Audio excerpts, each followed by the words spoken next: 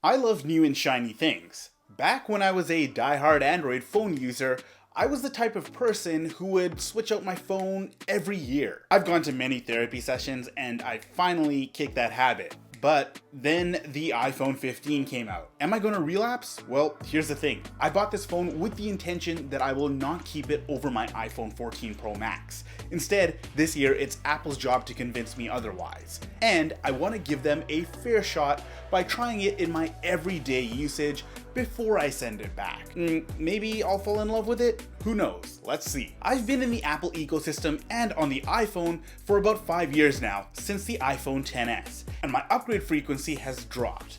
I went from a XS to a bigger 11 Pro Max to the iPhone 14 Pro Max. This is the year that I'm looking at the iPhone 15 Pro Max and thinking to myself, is it really worth upgrading? How's it going, everyone? My name is J.I. I make videos on the technology in our lives and how we can use them to make our lives easier. I decided to give it a go and see if I'm really going to be missing much with the iPhone 15 Pro Max if I don't upgrade. Now, when I went from the 11 Pro Max to the iPhone 14 Pro Max, that was a huge leap and it warranted the differences.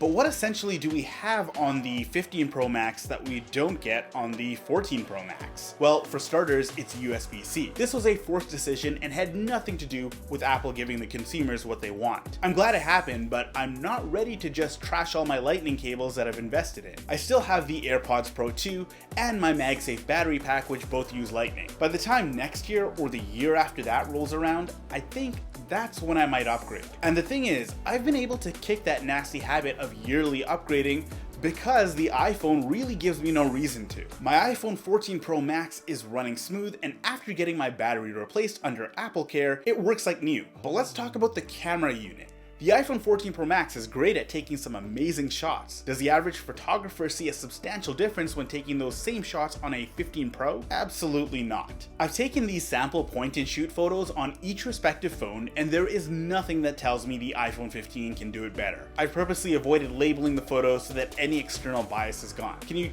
even tell a difference? Videos are quite similar as well, so would I upgrade based on camera alone? Nah. Sure, the increased 5 times optical zoom is great and all, but it's not going to make me want to upgrade. I hardly use the zoom on my phone as it is, and when I do, 3 times optical zoom fares just fine. I know the iPhone 15 has a newer processor and all that fun stuff, but the iOS experience is quite solid for phones that are a couple years old. Even for hardcore editors or gamers, your older iPhone 14 or 13 will just as easily keep up with whatever you need. Do you really want to upgrade because of the slightly higher benchmark speeds that we see every single year from every new Apple device?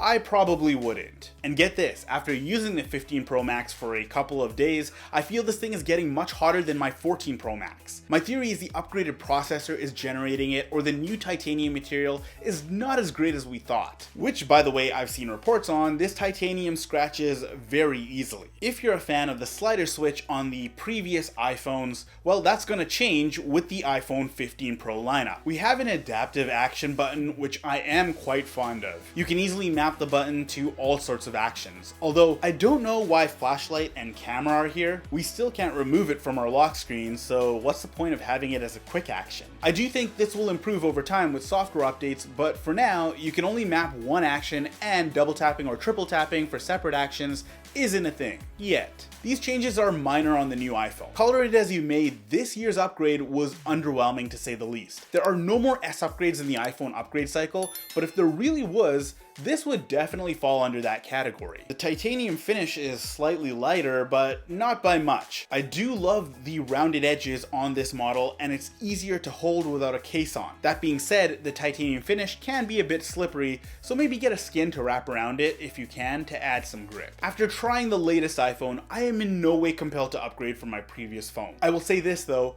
if you are upgrading from anything other than a 14 Pro Max, it is definitely worth considering. Just make sure you get Apple Care, okay? I have a bad feeling about this titanium finish. What are your thoughts on the iPhone 15 Pro Max? Are you going to buy it, and what are you upgrading from? Let me know in the comments down below. I know I love rocking this caseless, but if you do want a case, I got a ton of cases coming in the next couple weeks, and I will be making videos on my favorite ones. So make sure to hit that subscribe button down below. My name is J.I. Thank you for watching, and thank you for kicking it with me.